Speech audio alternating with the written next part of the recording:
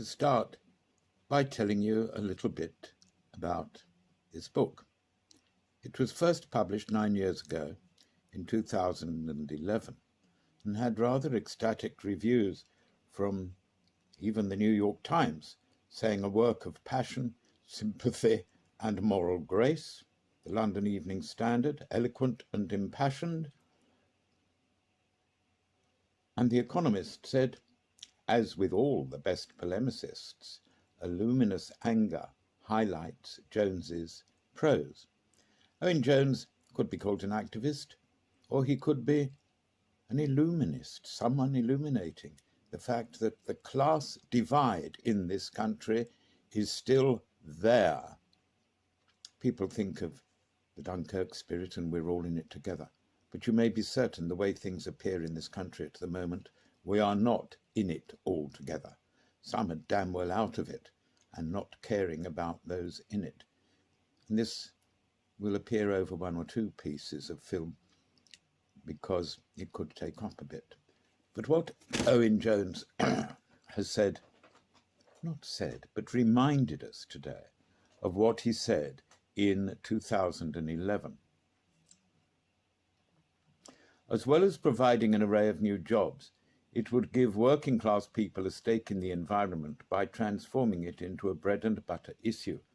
This is class politics with a green tinge. Clearly, these new jobs would not replace the old ones, nor should they. Get rid of all the cleaners, rubbish collectors, bus drivers, supermarket checkout staff and secretaries, for example, and society will very quickly grind to a halt.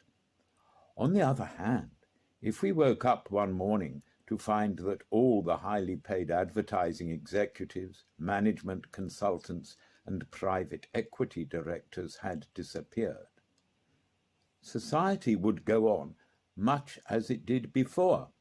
In a lot of cases, probably quite a bit better.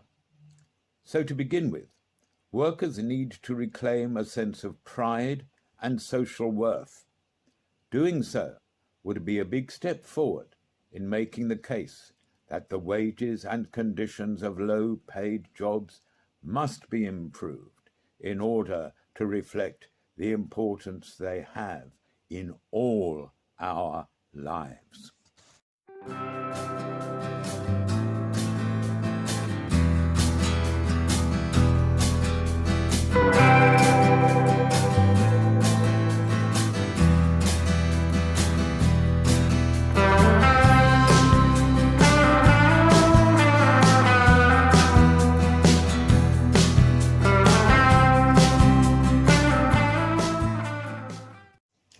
He continues, we have seen now work in modern Britain is much more insecure than it used to be.